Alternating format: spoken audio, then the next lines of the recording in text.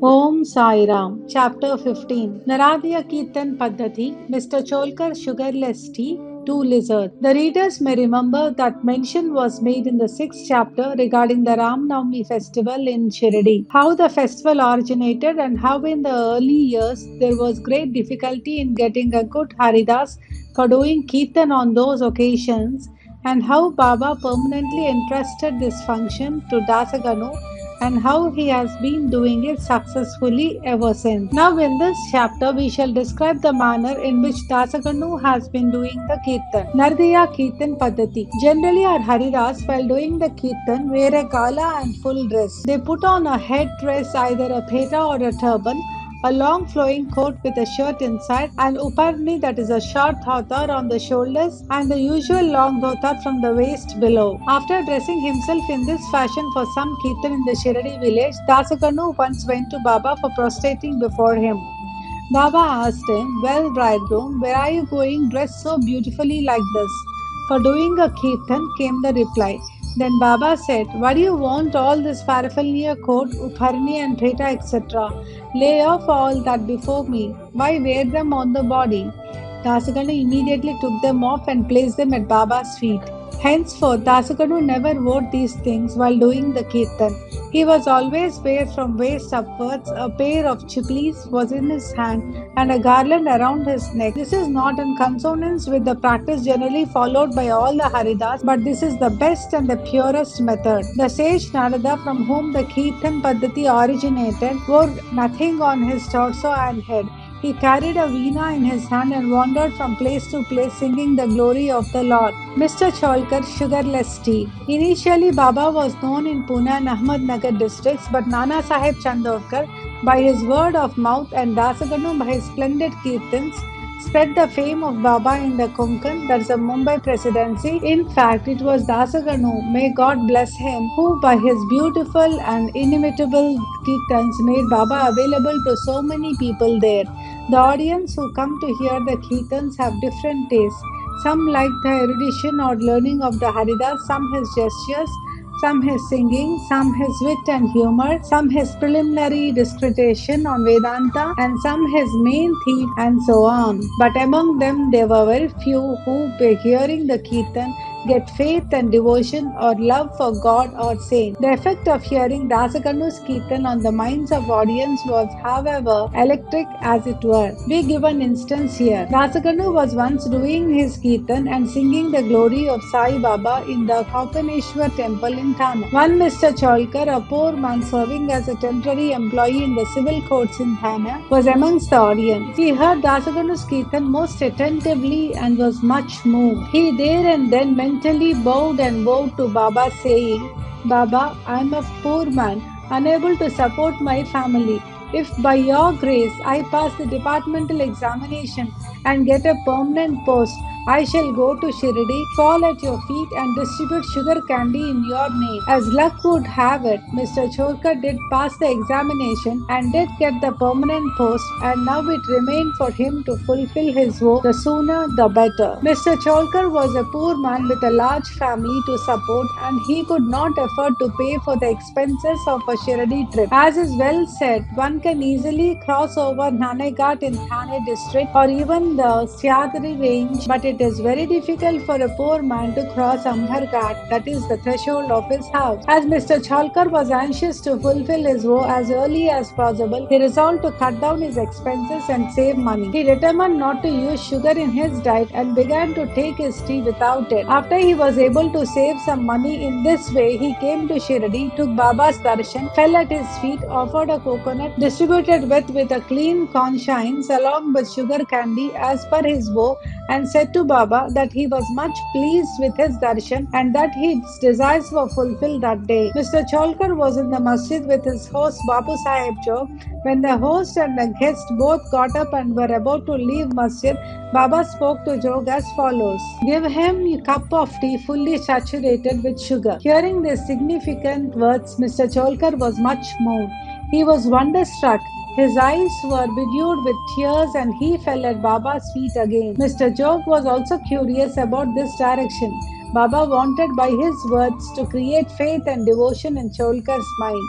He hinted, as it were, that he got the sugar candy as per his vow, and that he knew fully well his secret determination not to use sugar in his diet. Baba meant to say, if you spread your palms with devotion before me, I am immediately with you day and night.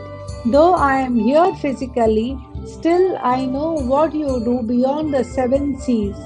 Go wherever you wish over the wide world. I am with you. My abode is in your heart, and I am within you. Always worship me, who is seated in your heart as well as in the hearts of all beings. Blessed and fortunate indeed is he who knows me thus. What a beautiful and important lesson Baba had thus imparted to Mr. Cholkar. Two lizards. Now we close this chapter with a story of two little lizards. Once Baba was sitting in the masjid. A devotee sat in front of him when a lizard ticked. Out of curiosity, the devotee asked Baba whether this ticking of the lizard signified anything good or was it a bad omen? Baba said that the lizard was overjoyed as a sister from Aurangabad was coming to see her. The devotee sat silent, not making out the meaning of Baba's word. Immediately, a gentleman from Aurangabad came on horseback to see Baba. He wanted to proceed further, but his horse would not go as it was hungry and wanted grams. He took out a bag of grams from his shoulders to bring grams and dashed it on the ground to remove dirt. A lizard came out from there and, in the presence of all, climbed up the wall. Baba asked the questioner devotee to mark her well. She at once went strutting to her sister. Both sisters met each other after a long time, kissed and embraced each other, whirled round and danced with love.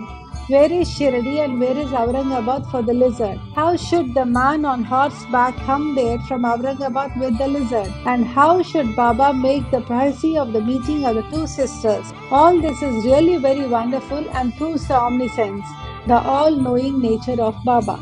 Postscript. He who respectfully reads this chapter or studies it daily will get all his miseries removed by the grace of the Sadguru Sai Baba. Bow to Shri Sai, peace be to all.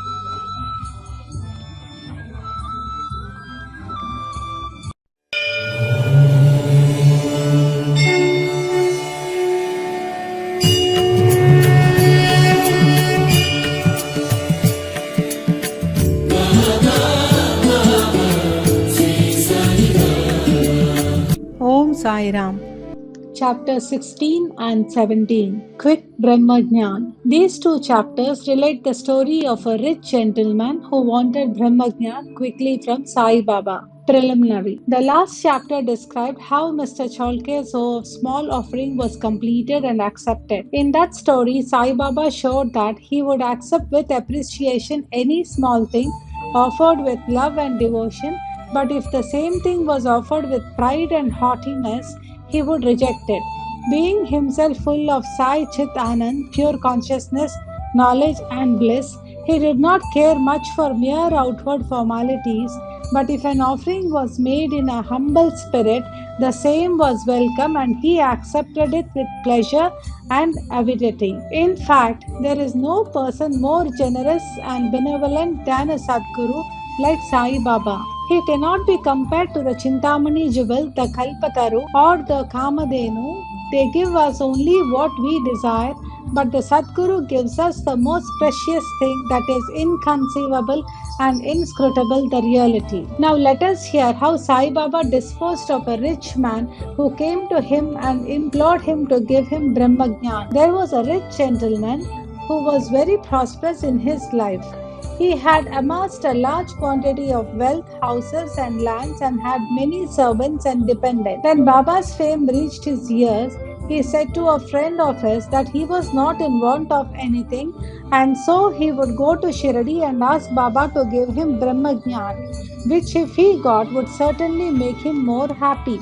His friend dissuaded him, saying, "It is not easy to know Brahma, and especially so for an avaricious man like you, who is always engrossed in wealth, wife, and children. Who will in your quest of Brahmajnan satisfy you? Who does not give away even a paisa in charity?" Not minding his friend's advice, the fellow engaged a return journey tonga and came to Shirdi. He went to the masjid, saw Sai Baba, fell at his feet and said, "Baba, hearing that you show Brahma to all who come to you, I too have come here all the way from my distant place. I am much fatigued by the journey, and if I get the Brahmagyan from you, my troubles will be well paid and rewarded. Baba then replied, "Oh, my dear friend, do not be anxious. I shall show you Brahma. Many people come to me and ask for wealth, health, power, honor, position, cure of diseases, and other temporal matters. Rare is the person who comes to me and asks for Brahmagyan. There is no dearth of people asking for worldly things, but people interested in spiritual matters are very rare. I think it is a fortunate and auspicious moment when persons like you come and ask me for Brahmagyan. So forthwith I show to you with pleasure Brahma, with all its accompaniments and complexities." Saying this, Baba started to show him Brahma. He made him sit there and engaged him in some other talk, and thus made him forget his question for the time being. Then he called a boy and told him to go to one Nandu Marwadi and get from him a loan of rupees 5. The boy left and returned immediately, saying that Nandu was absent and his house was locked. Then Baba asked him to go to Bala Grocer and get from him the said loan. This time also the boy was unsuccessful. This experiment was repeated again twice or thrice with the same result. Sai Baba was, as we know, the living and moving Brahma incarnate. Then someone may ask, why did he want a paltry sum of 5 rupees and why did he try hard to get it? In reality, he did not want this sum at all. He must have known fully that Nandu and Bala were absent, and he seemed to have adopted this procedure as a test for the seeker of Brahma. The gentleman had a roll or bundle of currency notes in his pocket, and if he was really earnest, he would not have sat quiet and be a mere onlooker when Baba was frantically trying to get a paltry sum of rupees 5. He knew that Baba would keep his word and repay the debt, and that the sum wanted was insignificant. Still, he could not make up his mind and advance the sum.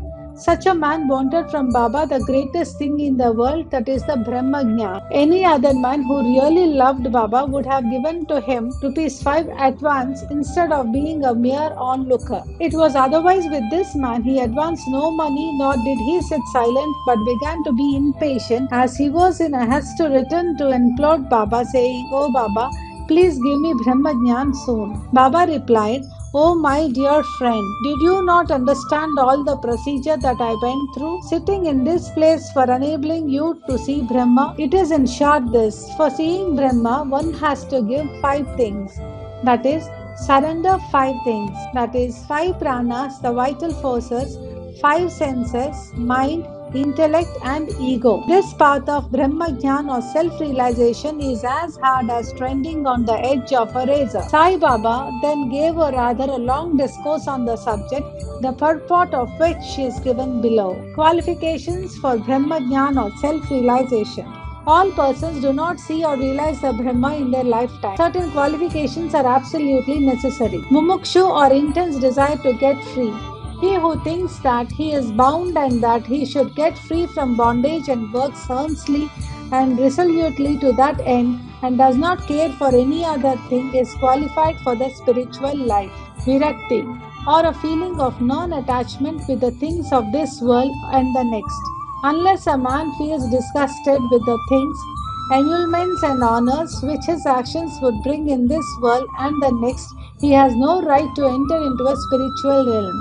Antharmukha, that is introversion.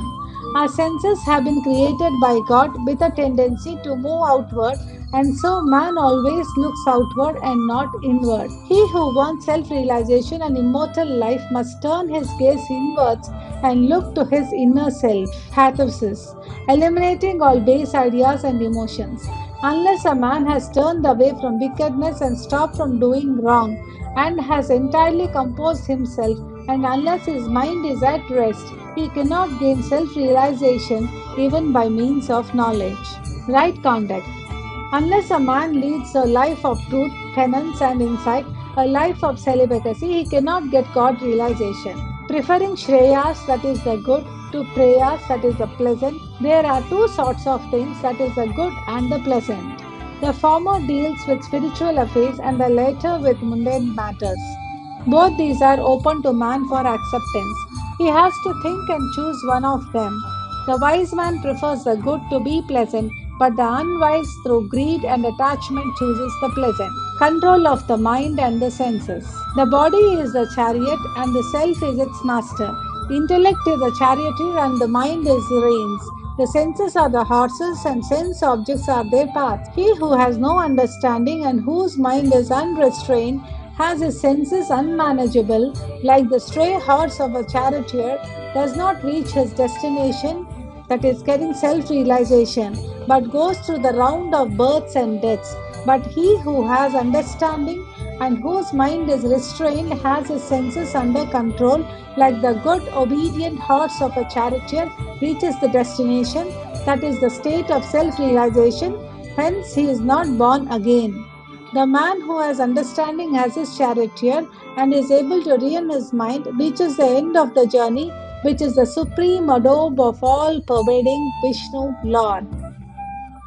Purification of the mind. Unless a man discharges satisfactorily and disinterestedly the duties of his station in life, his mind will not be purified, and unless his mind is purified, he cannot get self realization. It is only in the purified mind that Vivek, that is a disattachment to the unreal, crop up and lead on to self realization. Unless egoism is dropped, avarice got rid of, and the mind made desireless, pure self realization is not possible. The idea that I am the body is a great delusion, and attachment to this idea is a cause of bondage. Leave off this idea and attachment, therefore, if you want to reach the goal of self realization. The necessity of a guru. The knowledge of the self is so subtle and mystic that no one can, by his own individual effort, ever hope to attain it. So, the help of other person, the teacher who has himself got self realization, is absolutely necessary. What others cannot give with great effort and pains can be easily gained with the help of such a teacher, for he has walked on the path himself and can easily take the disciple step by step on the ladder of spiritual progress. And lastly, grace of the Lord is the most essential thing. When the Lord is pleased with anybody, he gives him viveka and vairagya and takes him safe beyond the ocean of mundane existence. The self cannot be gained by the study of Vedas, nor by intellect, nor by learning. He whom the self chooses gains it. To him the self relieves its nature, says the Katha Upanishad. After the dissertation was over, Baba turned to the gentleman and said, "Well, sir, there is in your pocket the Brahma in form of 50 times of 5, that is rupees 250 rupees. Please take it out." The gentleman took out from his pocket the bundle of currency notes and, to his great surprise, found on counting them that there were 25 notes of 10 rupees each. Seeing the omniscience of Baba, he was moved and fell at Baba's feet and craved for his blessings.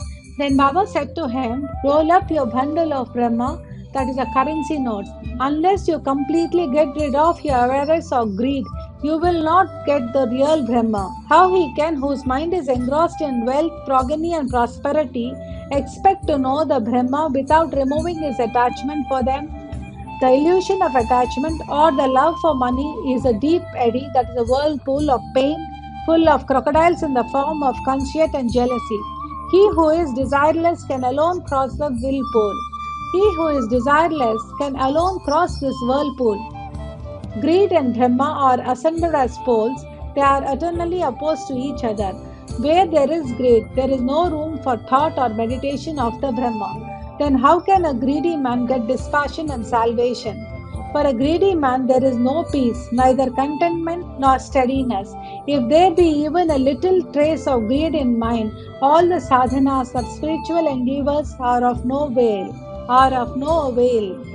Even the knowledge of a well read man who is not free from the desire of the fruit or reward of his actions is fertile and cannot help him in getting self realization. The teachings of Guru are of use to a man who is full of egoism and who always thinks about the sense objects. Purification of mind is absolutely necessary. Without it, all our spiritual endeavors are nothing but useless show and form. It is therefore better for one to take only what he can digest and assimilate. My treasury is full. and I can give anyone what he wants, but I have to see whether he is qualified to receive my gift. If you listen to me carefully, you will be certainly benefited. While sitting in this masjid, I never speak any untruth. When a guest is invited to a house, all the members of the household and other friends and relations that happen to be present are entertained along with the guest. So, all those that were present in the masjid at that time could partake of the spiritual feast that was served by Baba for the rich gentleman. After getting Baba's blessings, one and all, including the gentleman, left the place quite happy and contented. Special characteristics of Baba.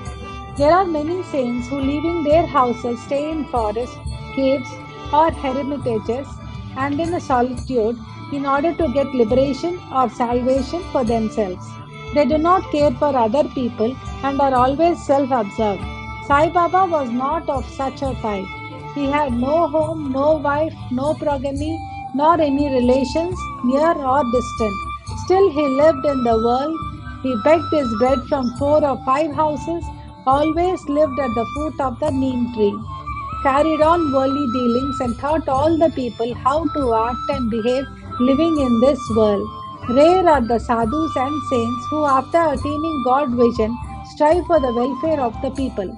Sai Baba was the foremost of these, and therefore, says Heman Pant, blessed is the country, blessed is the family, and blessed are the chaste parents where this extraordinary, transcendent, precious, and pure jewel Sai Baba was born. Bow to Shri Sai, peace be to all.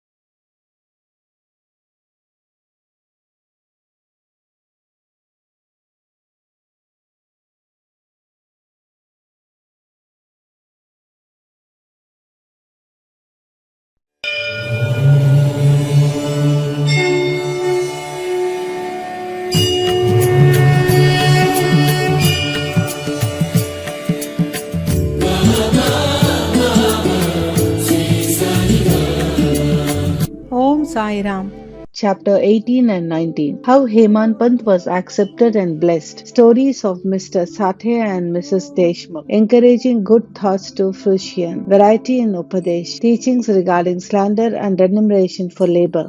In the last 2 chapters, Heman Pant described how a rich gentleman aspiring for quick Brahmajnan was treated by Baba, and now in these 2 chapters he describes how Heman Pant himself was accepted and blessed by Baba, how Baba encouraged good thoughts and fructified them, and his teachings regarding self-improvement, slander, and remuneration for labor. Preliminary. It is a well-known fact that the Sadguru looks first to the qualification of his disciples and then gives them suitable instructions without unsetting their minds in the least, and leads them on towards the goal of self-realization. In this respect, some say that what the Sadguru teaches or instructs should not be divulged to others. They think that their instructions become useless if they are published. The view is not correct. The Sadguru is like a monsoon cloud. He pours down profusely, that is, scatters widely his nectar-like teachings. These we should enjoy and assimilate to our heart's content, and then serve others with them without any reservation. This rule should apply not only to what he teaches in our waking state, but to the visions he gives us in our dreams. To quote an instant,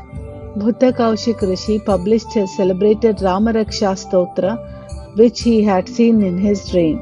Like a loving mother forcing bitter but beneficial medicines down the throats of her children for the sake of their health, Sai Baba imparted spiritual instructions to his devotees. His method was not veiled or secret but quite open. The devotees who followed his instructions got their object.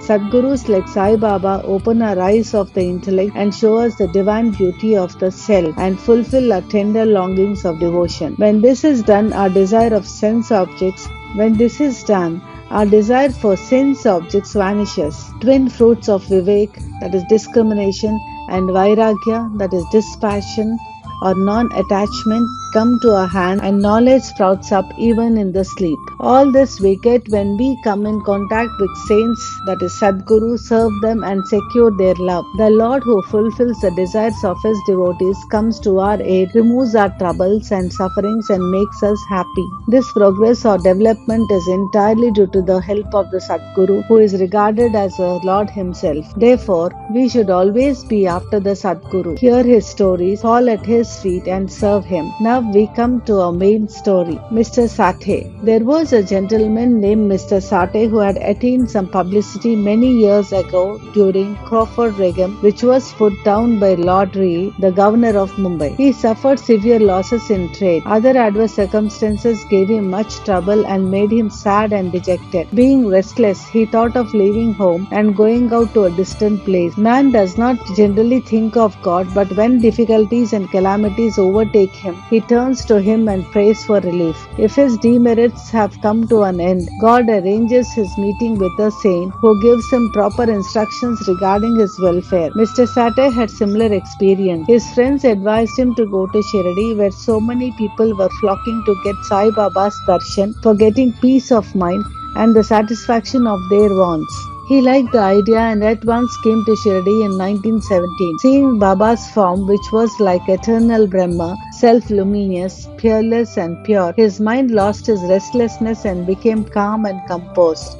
He thought that it was the accumulation of merits in his former births that brought him in the holy feet of Baba. He was a man of strong will. He at once started to make the Parayan a study of Guru Charitra. When the reading was finished in the Saptah, that is 7 days, Baba gave him a vision that night. It was to this effect: Baba with Guru Charitra in his hand was explaining its contents to Mr. Sathe, who was sitting in front and listening carefully. When he woke up, he remembered the dream and felt very happy. He thought that it was extremely kind of Baba, who awakens souls like his that was snoring in ignorance and makes them taste the nectar of Guru Charitra. Next day he informed Kaka Sahib Dikshit of his vision and requested him to consult Sai Baba regarding the meaning or significance, whether one saptah of the week's reading was sufficient or whether he should begin again. Kaka Sahib Dikshit, when got a suitable opportunity, asked Baba, Deva, what did you suggest to Mr. Sathe by this vision, whether he should stop or continue the saptah? He is simple devotee, his desire should be fulfilled. Then Baba replied, he should make one more saptah of the book. If the work be studied carefully, the devotee will become pure and will be benefited. The Lord will be pleased and will rescue him from the bondage of the mundane existence. At this time, Hemant Pant was present there. He was shampooing Baba's leg. When he heard Baba's word, he thought in his mind, what, Mr. Sathe read for a week only and got a reward, and I am reading it for 40 years with no result. His 7 days stay here becomes fruitful, while my 7 years stay, that is 1910 to 1917, goes for nothing. Like a chatak bird, I am ever waiting for the merciful cloud, Baba, to pour its nectar on me and bless me with his instruction. No sooner did this thought cross his mind, Baba knew it then and there. It was the experience of the Bhaktas that Baba understood all their thoughts and that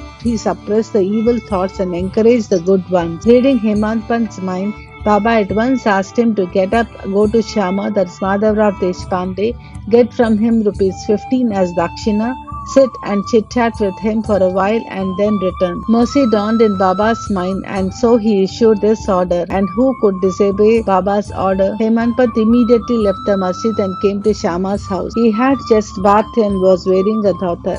He came out and asked Hemant Pant, How is it that you are here now? It seems that you have come from the masjid. Why do you look restless and dejected? Why are you alone? Please sit and rest, while I shall do my worship and return. In the meanwhile, you please take pan bida, that is the leaves and betel nuts, etc. Let us then have a pleasant chat. After saying this, he went inside and Himanpant sat alone in the veranda. He saw in the window a well-known Marathi book named Nath Bhagavad. This is a commentary by Seth Ekanath on the 11th Skanda chapter of the bigger Sanskrit work the Bhagavad. At the suggestion or recommendation of Sai Baba, Messrs. Bapu Sahib Jog and Kaka Sahib Dikshit read Bhagavad Gita daily with its Marathi commentary named Bhavarta Deepika or Dhyaneshwari. That is a dialogue between Krishna and his friend Love Arjun, and Nath Bhagavat, a dialogue between Krishna and his servant devotee Uddhav, and also Eknath's other big work, that is Bhavat Ramayana. When devotees came to Baba and asked him certain questions, he sometimes answered them in a part and asked them to go and listen to the readings of the above mentioned works, which are the main treatise of Bhagavad Dharma. When the devotee went and listened, they got full and satisfactory replies to their questions. Hemant Pant also used to read some portions of Nath Bhagavad. That day he did not complete the daily portion of his reading, but had left it unfinished in order to accompany certain devotees who were going to masjid. When he took up the book from Shama's window and casually opened it, he found to his surprise that the unfinished portion opened up. He thought that Baba sent him very kindly to Shama's house for enabling him to complete his daily reading. So when he went through the unfinished portion and completed it, as soon as this was over, Shama, after doing his worship, came out and the following conversation took place between them. Hemant Pant: I have come with a message from Baba. He has asked me to return with rupees 15 as dakshina from you, also to sit with you for a while and have a pleasant chit-chat and then return to the masjid with you. Shama, with surprise: I have no money to give. Take my 15 namaskars in lieu of rupees as dakshina to Baba. Hemant Pant: alright, your namaskaras are accepted. Now let us have some chit-chat. Tell me some stories and leelas of Baba which will destroy our sins. Shama: then sit here for a while. Wonderful is the sport leela of this god, that's Baba. You know it already. I am a village rustic while you are an enlightened citizen. You have seen some more leelas since you are coming over here. How should I describe them before you? Well, take these leaves, betel nut and chuna, and have the pan bida while I go in, dress myself and come out. In a few minutes, Shama came out and sat talking with Hemant Pant. He said, the leela of this god Baba is inscrutable. There is no end to his leelas. Who can see them? He plays or sports with his leelas, still he is beyond unaffected by them. What do we rustics know? Why does not Baba himself tell stories? Why does he send learned men like you to fools like me? His ways are inconceivable. I can only say that they are not human. With this preface, Shama added, I now remember a story which I shall relate to you. I know it personally. As a devotee is resolute and determined, so is Baba's immediate response. Sometimes Baba puts the devotees to severe test and then gives them Upadesh, that is the instruction. As soon as Hemant Pant heard the word Upadesh, a flash of lightning crossed through his mind. He at once remembered the story of Mr. Sate's Guru Charitra reading and thought that Baba might have sent him to Shama in order to give peace to his restless mind. However, he curbed this feeling and began to listen to Shama's stories. They all showed how kind and affectionate Baba was to his devotees. Hemant Pant began to feel joy on hearing all this. Then Shama began to tell the following story. Mrs. Radhabai Deshmukh. There was an old woman by the name Radhabai. She was the mother of one Kashab Deshmukh. Hearing Baba's fame, she came to Shirdi with the people of Sagavar. She took Baba's darshan and was much satisfied. She loved Baba intimately and resolved in her mind that she should accept Baba as her Guru and take some Upadesh from him. She determined to fast herself unto death so long as Baba did not accept her and give her any Upadesh or mantra. She stayed in her lodging and stopped taking any food or water for 3 days. I was frightened by this ordeal of the old woman and interceded with Baba on her behalf. I said, Deva, what is this you have started? You drag so many persons here. You know that old lady, she is very obstinate and depends on you. She has resolved to fast unto death if you don't accept and instruct her. If anything worse happens, people will blame you and say that the Baba did not instruct her, and as a consequence, she met her death. So take some mercy on her, bless her, and instruct her. On seeing her determination, Baba sent for her and made her change her mind by addressing as follows: O mother, why do you have to subject yourself to unnecessary tortures? You are my mother, and I am your child. Take pity on me and hear me through. I tell you my own story, which, if you listen carefully, will do you good. I had a guru. He was a great saint and most merciful. I served him long, very long. Still, he would not blow any mantra into my ears. I had keen desire never to leave him, but to stay with and serve him, and at all costs receive some instructions from him. But he had his own way. He first got my head shaved and asked me for 2 paisa as dakshina. I gave the same at once. You may say that as my guru was perfect, why should he ask for money, and how should he be called desireless? The reply is that he never cared for coins, what he had to do with them. His 2 paisa were firm faith, patience, or perseverance. I gave these 2 paisa to him and he was pleased. I resorted to my Guru for 12 years. He brought me up. There was no dearth of food and clothing. He was full of love, or say he was love incarnate. How can I describe it? He loved me most. There is a Guru like him. I looked at him. He seemed as if he was in a deep meditation, and then we both were filled with bliss. Night and day I gazed at him with no thought of hunger and thirst. Without him I felt restless. I had no other subject to meditate upon, nor any other thing than my Guru to attend. He was my sole refuge. My mind was always fixed on him. This nishtha, the firm faith, is 1 paisa of dakshina. Saburi is the other paisa. I waited patiently and served my Guru. This Saburi will ferry you across the sea of this mundane existence. Saburi removes all sins and afflictions, gets rid of calamities in various ways, and casts aside all fear, and ultimately gives you success. Saburi is the mine of virtues, consort of good thought. Nishtha, faith, and Saburi, patience, are like twin sisters loving each other very intimately. My Guru never expected any other thing from me. He never neglected me, but protected me at all times. I lived with him and was sometimes away from him, still I never had the absence of his love. He always protected me by his glance, just as the tortoise feeds her young ones, whether they are near her or away from her, on the other side of the bank, by her loving glances. O mother, my Guru never taught me any mantra. Then, how shall I blow any mantra in your ears? Just remember that Guru's tortoise-like loving glance gives us happiness. Do not try to get mantra or upadesh from anybody. Make me the sole object of your thoughts and actions, and you will no doubt attain Paramatma, that is the spiritual goal of life. Look at me wholeheartedly, and I in turn look at you. Sitting in this masjid, I speak the truth, nothing but the truth. No sadhana or proficiency in the 6 shastras is necessary. Have faith and confidence in your Guru. Believe that Guru is the sole actor or doer. Blessed is he who knows the greatness of his Guru and thinks him to be Hari, Hara, and Brahma, that is Trimurti incarnate. Instructed in this way, the old lady was convinced. She vowed to Baba and gave up her fast. Hearing the story carefully and attentively, and marking its significance and appropriateness, Hemant Pant was most agreeably surprised. On seeing this wonderful Leela of Baba, he was moved from top to toe. He was overflowing with joy, his throat was choked, and he was not able to utter a single word. Shama, on seeing him in this condition, asked him, "What is the matter with you? Why are you silent? How shall I describe the innumerable Leelas of Baba?" Just at this time, the bell in the masjid began to ring, proclaiming that the noon worship and Aarti ceremony had begun. Therefore, Shama and Hemant Pant hurried to the masjid. Bapu Saheb Jog had just started the worship.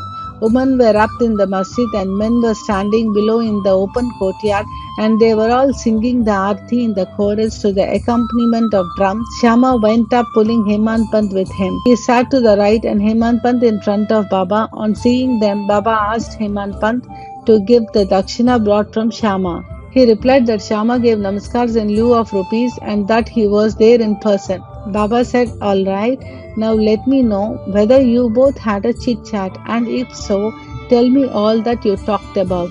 Not minding the sounds of the bell, the drum, and the chorus songs, Hemant Pant was eager to tell Baba what they had talked about and started to narrate it. Baba was also anxious to hear, and so he left the bolster and leaned forward. Hemant Pant said all that they talked about was very pleasant, especially the story of the old lady, and was most wonderful, and that on hearing it he thought that his Leela was inexplicable and under the guise of that story. He really blessed him. Baba then said, "Wonderful is the story.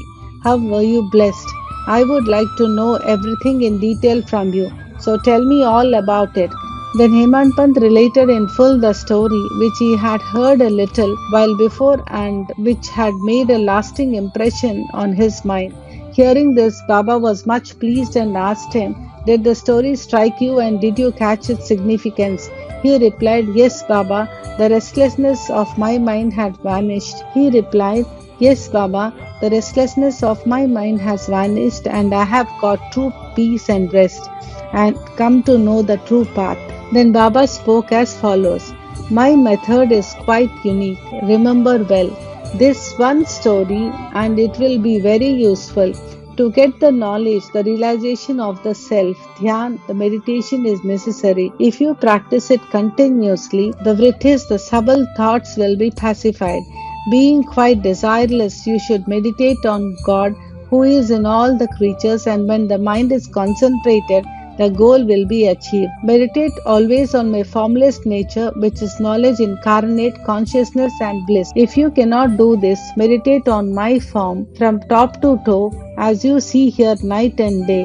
As you go on doing this, your vrittis will be single pointed, and the distinction between the dhyata, the meditative, the dhyana, the act of meditation, dhyaya, thing meditated upon, will be lost, and the meditator will be one with the consciousness and be merged in the Brahma. The mother tortoise is on one bank of the river, and her young ones are on the other. She gives neither milk nor warmth to them.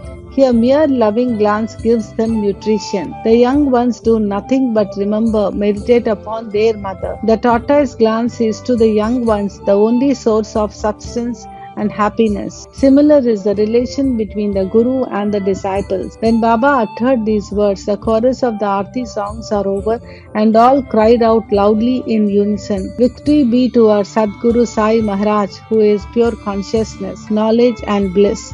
Dear readers, let us imagine that we are at the time standing amongst the crowd in the masjid, and let us join them in this Jai Jaikar. After the Aarti ceremony was over, Prasad was distributed. Bapu Sahib Jog came forward as usual, and after saluting Baba, gave into his palm a handful of sugar candy. Baba pushed all this unto the hands of Hemant Pant and said to him, "If you take this story to heart and remember it well, your state will be sweet as a sugar candy, all your desires will be fulfilled, and you will be happy." Hemant Pant bowed down to Baba and implored, "Do favor me like this.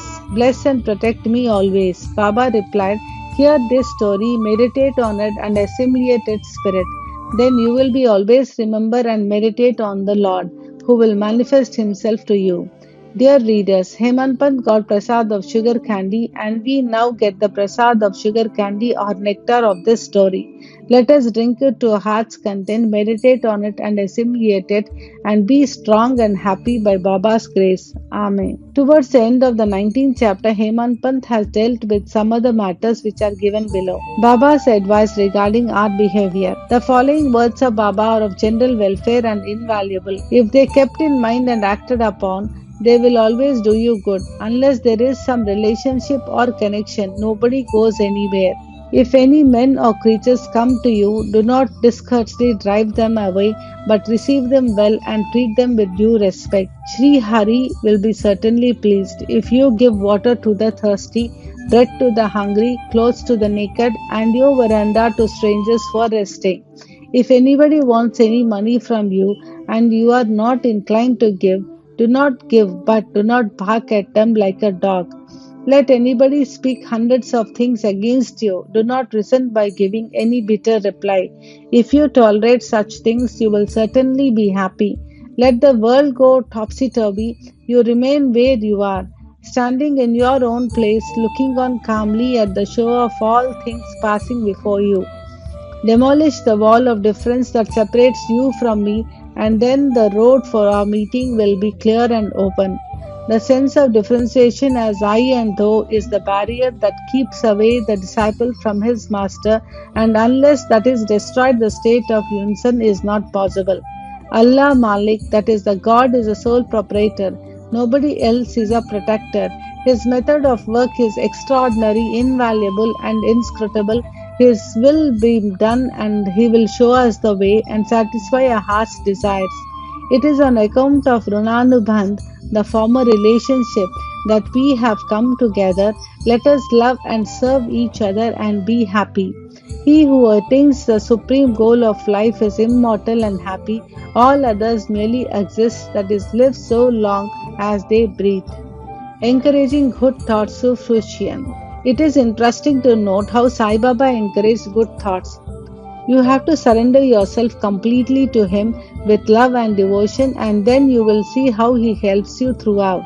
Some saint has said that when you get a good thought immediately after awakening from sleep, and if you develop the same afterwards during the day, your intellect will be unfolded and your mind will attain calmness.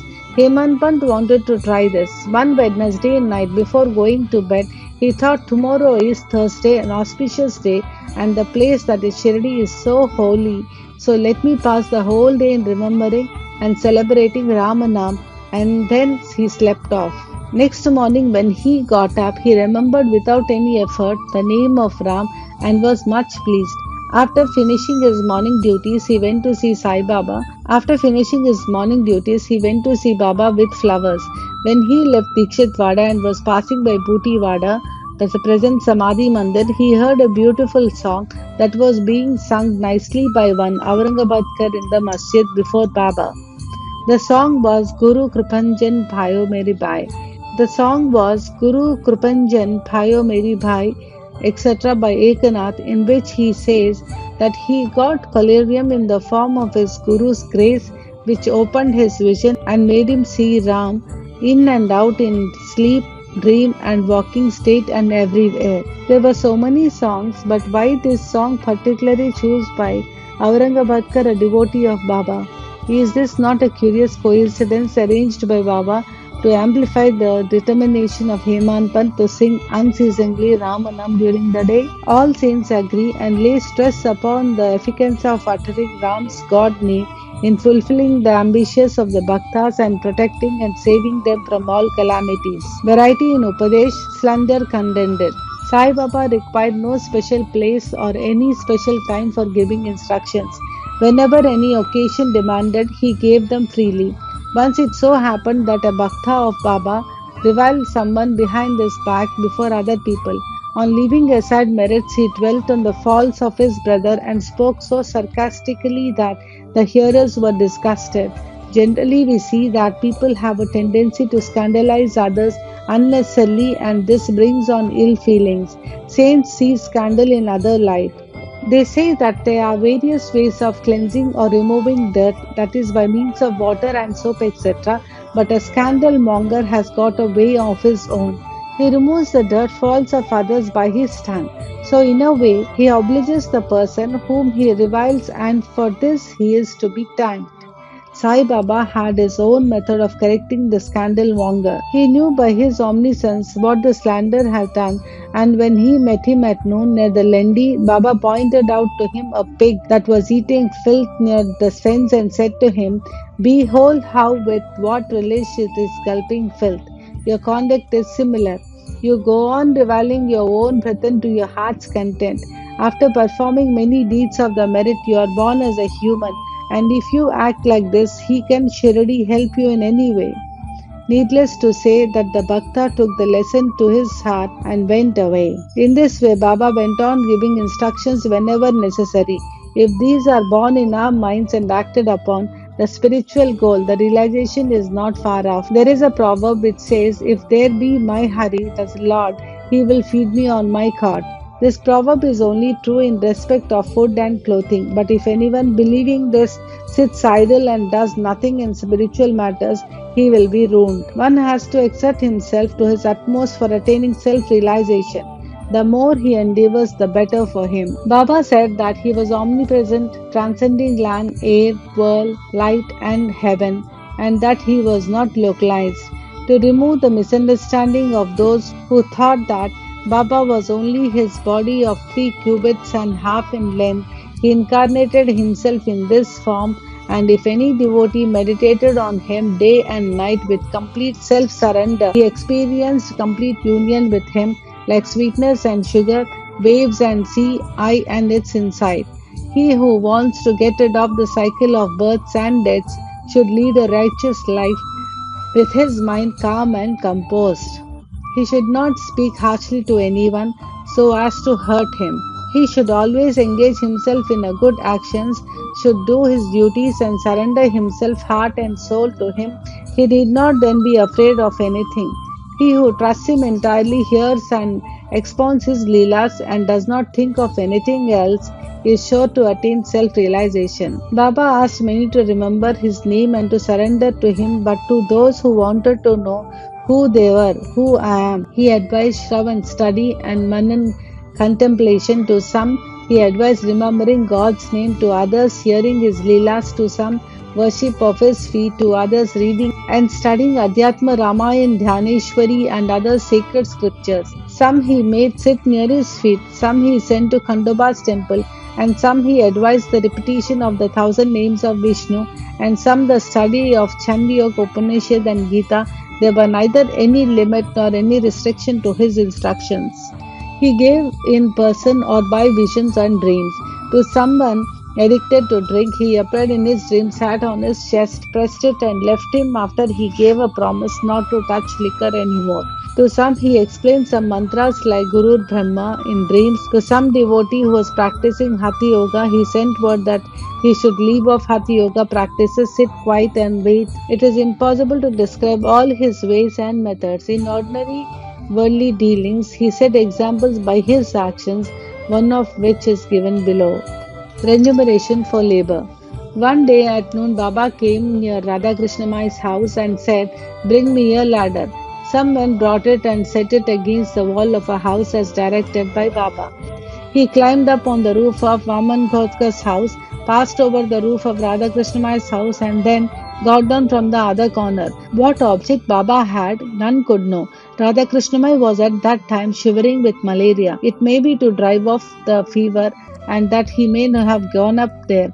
Immediately after getting down, Baba paid 2 rupees to the persons who bought the ladder. Somebody asked Baba why he paid so much for this. He replied that nobody should take the labor of others in vain. The worker should be paid his dues promptly and liberally. If the principle taught by Baba be followed, that is, if the remuneration for labor be paid promptly and satisfactorily, the labors will turn out better and both the laborers and their employers will be profited. Bow to Shri Sai, peace be to all.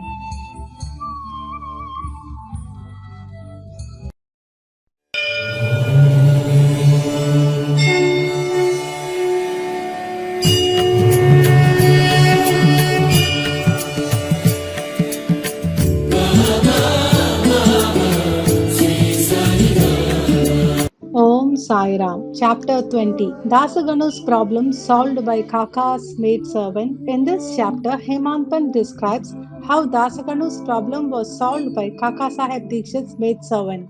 Preliminary. God was originally formless. He assumed a form for the sake of bhaktas. With the help of Maya, he played the part of an actor in the big drama of the universe. Let us remember and visualize Sri Sai. Let us go to Shirdi and see carefully the program after the noon Arati. After the Arati ceremony was over, Sai used to come out of the masjid and standing on its edge, distribute Udi to his devotees with very kind, gracious, and loving looks. The Bhaktas also got up with equal fervor, clasped his feet, and had the bliss of Udi. Baba passed handfuls of Udi into the palms of the devotees and marked their foreheads with Udi with his own hands. The love he bore for them in his heart was boundless. Then he addressed the Bhaktas. "O Bhav, go home to take your lunch. You, Anna, go to your lodgings. You, Bapu, enjoy your meal. In this way, he accosted each and every devotee and sent them home. Even now, you can have the pleasure of these sights if you bring into play your imagination.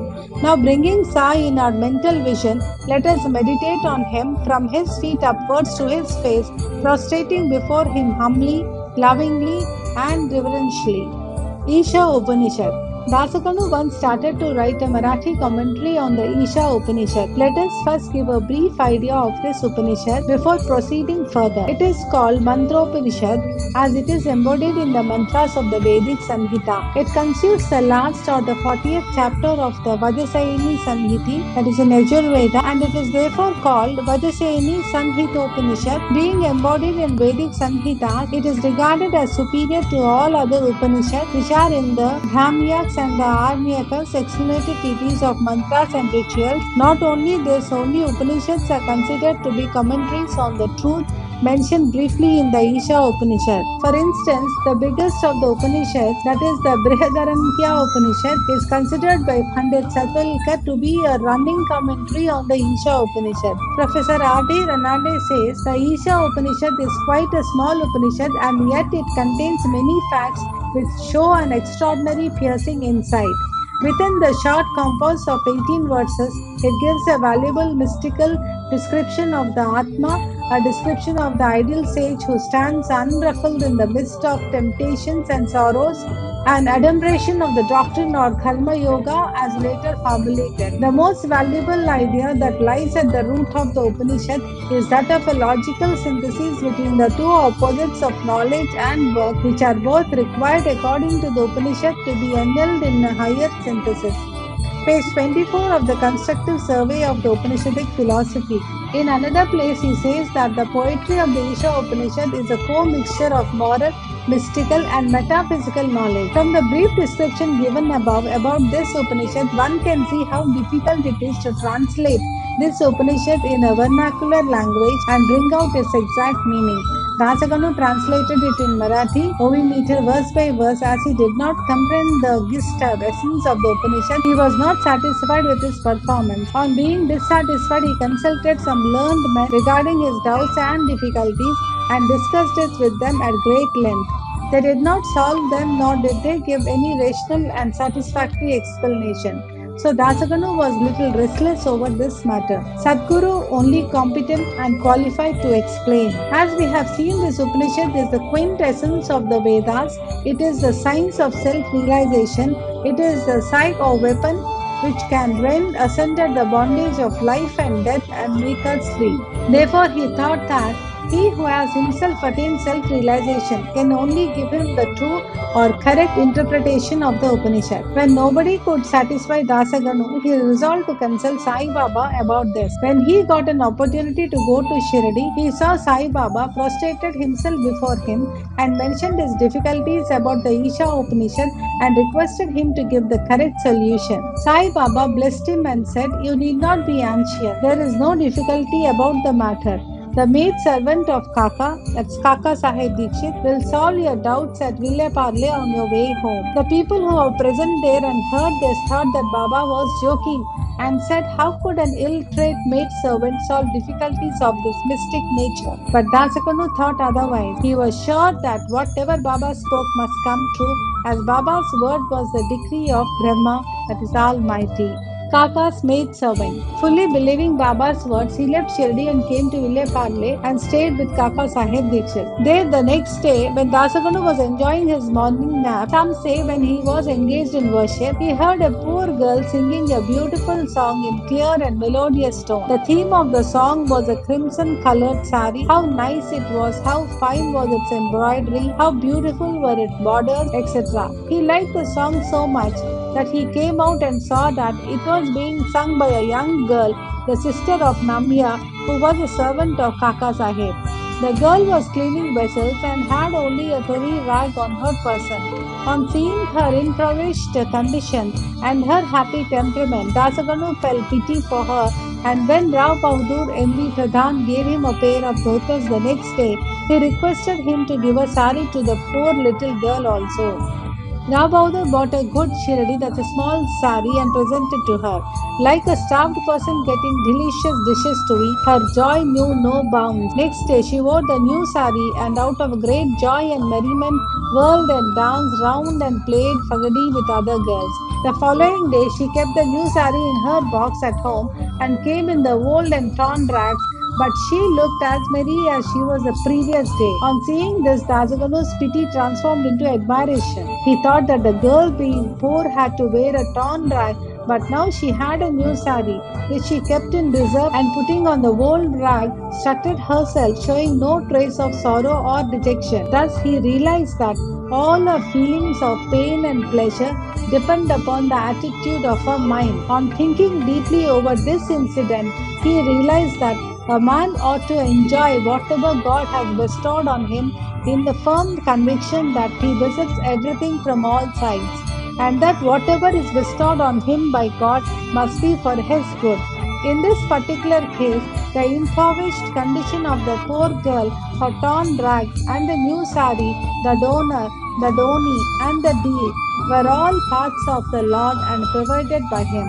Here, Dasakanu got a practical demonstration of the lesson of the Upanishad, the lesson of contentment with one's own lot, with the belief that whatever happens is ordained by God and is ultimately good for us. Unique method of teaching. From the above incident, the reader will see that Baba's method was unique and varied. Though Baba never left Shirdi, he sent some to Machirdragan, some to Kolhapur or Sholapur for practicing sadhana. To some he appeared in his usual form, to some he appeared in walking or dream states day and night and satisfied their desires. It is impossible to describe all the methods that Baba used in imparting instructions to his bhaktas. In this particular case, he sent Dasaganu to Villepalle, where he got his problem solved through the maid servant. To those who say that it was not necessary to send away Dasaganu and that Baba could have personally taught him, we say that Baba followed the right or best course.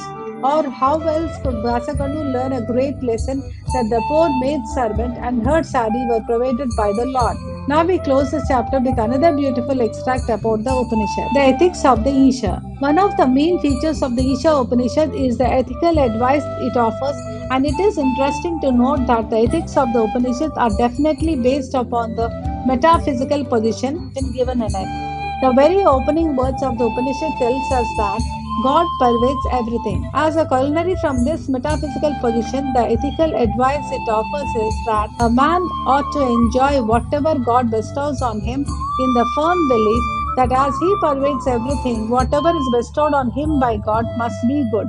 It follows naturally that the Upanishad forbids us from coveting another man's property. In fact, we are fittingly taught here a lesson of contentment with one's own lot in the belief that whatever happens is divinely ordained and hence it is good for us. Another moral advice is that the man must spend his lifetime always in doing action, specifically the karmas enjoined in the Shastras, with resignation to his will.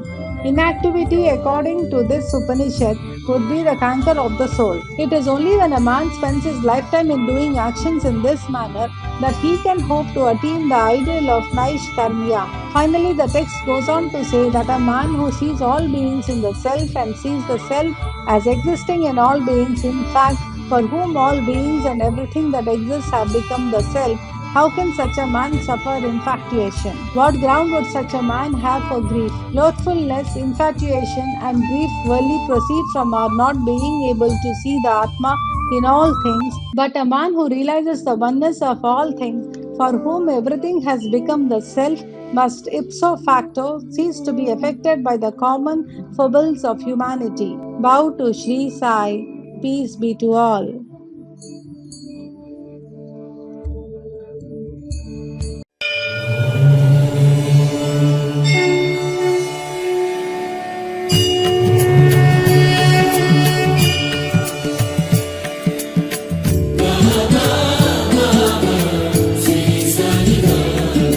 Om Sai Ram. Chapter 21. Stories of V.H. Thakur, Anantrao Patankar, and Pandharpur Pleader. In this chapter, Hemant Pant relates the stories of Vinayak Harishchandra Thakur, B.A. Anandpur Patankar of Pune, and a pleader from Pandharpur. All these stories are very interesting, which, if very carefully read and grasped, will lead the readers onto a spiritual path. Preliminary. It is a general rule that it is a good luck in the form of accumulation of merits of past births that enables us to seek the company of saints and benefit thereby. As an illustration of this rule, Hemant Pant gives his own instance.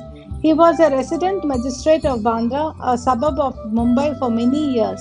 A famous Mohammedan saint named Pir Maulana was living there, and many Hindus, Parsis, and many others who followed different religion used to go to him and take his darshan. His mujawar, that is the priest by name Yunus, pressed Hemant Pant many a time for going to see him, but for one reason or the other he was not able to see him. After many years, his turn came and he was called to Shirdi, where he was permanently enrolled in Sai Baba's Darbar. Unfortunate fellows do not get such contact of the saints. It is only the fortunate ones that get it. Institution of saints. There have been institutions of saints in this world from time immemorial. Various saints appear incarnate themselves in various places to carry out the missions allocated to them, but though they work in different places, they are, as it were, one. They work in unison under the common authority of the Almighty Lord and know fully well what each of them is doing in his place and supplement his work where necessary. An instance illustrating this is given below. Mr. Thakur. Mr. V.H. Thakur B.A. was a clerk in the revenue department, and he once came to a town named Vadgaon near Belgaum, the South Mysore country, along with a survey party. There he saw a Karni saint Appa and bowed before him. The saint was explaining a portion from the book Vichar Sagar of the Nischal Das, a standard work on Vedanta, to the audience. When Thakur was taking his leave to go, he said to him, "You should study this book, and if you do so, your desires will be fulfilled. And when you go to the north in the discharge of your duties in future, you will come across a great saint by your fortune, and then he will show you the future path and give rest to your mind and make you happy." Then he was transferred to Junnar, where he had to go by crossing Nanai. This ghat was very steep and difficult, and no other conveyance other than a buffalo was of use in crossing it. So he had to take a buffalo ride through the ghat, which was much inconvenient to him. Hence he was transferred on promotion to Kalyan, and there he got acquainted with Nana Sahib Chandorkar. He heard much about Sai Baba from him and wished to see him. Next day, Nana Sahib had to go to Shirdi, and he asked Thakur to accompany him. He could not do so, as he had to attend the Thana civil court for a civil case. So Nana Sahib went alone, Thakur went to Thana, but the case was postponed. Then he repented for not accompanying Nana Sahib. Still he left for Shirdi, and when he reached there, he found that Nana Sahib had left the place the previous day. Some of his other friends whom he met there took him to Baba. He saw Baba, fell at his feet, and was overjoyed. His eyes were full of tears and his hair stood on end. Then, after a while, the omniscient Baba said to him, "The path of this place is not so easy as the teachings of the Kannadaji Saint Appa, or even as the buffalo ride in the Nana Ghat. In this spiritual path, you have to put in your best exertion. It is very difficult." When Thakur heard these significant words, which only he knew, he was overwhelmed with joy. He came to know that the world of the Khandresi saint had turned true. Then, joining both hands and placing his head on Baba's feet, he prayed that he should be accepted and blessed. Then Baba said, "What Appa told you was all right, but these things have to be practiced and lived. Mere reading won't do. You have to think and carry out what you read. Otherwise, it is of no use. Mere book learning without the grace of the Guru and self realization is of no avail." The theoretical portion was read from the book Vichar Sagar by Thakur, but the practical way was shown to him at Shirdi. Another story given below will bring out the truth more forcibly. Anantrao Patankar. One gentleman from Pune by name Anantrao Patankar wished to see Baba. He came to Shirdi and took Baba's darshan. His eyes were satisfied and he was much pleased. He fell at Baba's feet and, after performing proper worship, said to Baba, "I have read a lot, studied Vedas, Vedant and Upanishads, and heard all the Puranas, but still I have not got any peace. But still, I have not got any peace of mind, so I think all my reading was useless. Simple, ignorant, devout persons are better than myself. Unless the mind becomes calm, book learning is of no avail. I have heard from many people that you easily give peace of mind to so many people by your mere glance and potent word, so I have come here. Please take pity on me and bless me. Then Baba told him a parable which was as follows. Parable of 9 balls of stool, Navavida Bhakti. Once a merchant came here. Before him a maid passed a stool, that's the 9 balls of stool. The merchant, intent on his quest, spread the end of his dhota and gathered all the 9 balls in it, and thus he got the concentration peace of mind. Mr. Pagankar could not make out the meaning of this story, so he asked Ganesh Dabokar, alias Dada Kelkar, what does Baba mean by this? He replied, I too do not know all that Baba says and means at his inspiration. I say what I come to know. The mere is God's grace, and the 9 balls excreted are the 9 forms or types of bhakti, that is, Shravan, hearing, Kirtan, praying, Smaran, remembering, Pada Sevan, restoring to his feet, Archan, worship, Namaskar, bowing, Dasya, service, Sakhyam, friendship, Atmanivedan, surrender of the self. These are the 9 types of bhakti. If any of these is faithfully followed, Lord Hari will be pleased and manifest himself in the home of the devotee.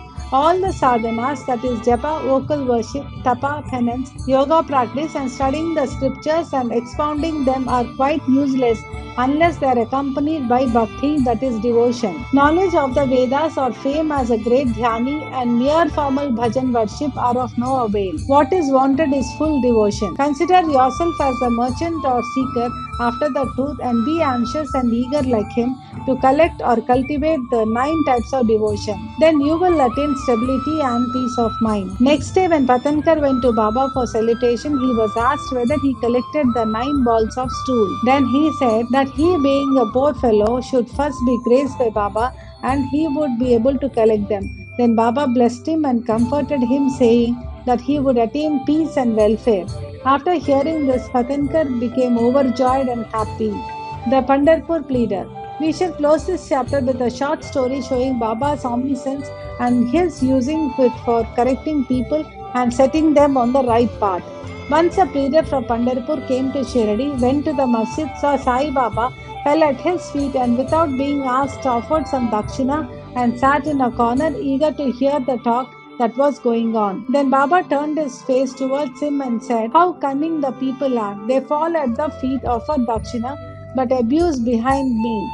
Is it not amazing? This cap, the remark fitted the pleader and he had to wear. None understood the remark. The pleader grasped it but kept silent. When they returned to the Bada, the pleader said to Kaka Sahib Dikshit, what Baba remarked was perfectly right. The remark was aimed at me. It was a hint to me that I should not indulge in reviling or scandling others, calling names. When the sub-judge or munsif of the Pandharpur, Mr. Nurka, came and stayed here for the improvement of his health, a discussion about this matter was going on in the bar room at Pandharpur. It was said or discussed there whether the ailments from which the subject suffered were ever likely to be got rid of without medicines by merely going after Sai Baba, and whether it was proper for an educated man like the subject to take recourse to such methods. The subject was taken to task, that is, he was criticized as also Sai Baba. I also took part in this affair, and now Sai Baba showed the impropriety of my conduct. This is not a rebuke to me, but a favor, a lesson that I should not indulge in any scandal or slanders of others, and not interfere unnecessarily in others' affairs. Shirdi is about 50 kilometers from Pandharpur. Still, Baba, by his omniscience, knew what transpired there in the bar room. The intervening places, rivers, jungles, and mountains were no bar to his all-pervasive sight, and he could see or read the hearts of all, and there are nothing secret or veiled from him. Everything far or near was open and clear to him, as broad as daylight. Let a man be far or near, he cannot avoid the all-pervading gaze of Sai Baba. From this incident, the pleader took the lesson that he should never speak ill of others or unnecessarily criticize. Thus, his evil tendency are completely got rid of, and he was set on the right path. Though the story refers to a pleader, still it is applicable to all. All should therefore take this lesson to heart and benefit thereby. Sai Baba's greatness is unfathomable, so are his wonderful Leelas. His life is also such, for he is Parabrahma, Almighty God incarnate. Bow to Shri Sai, peace be to all.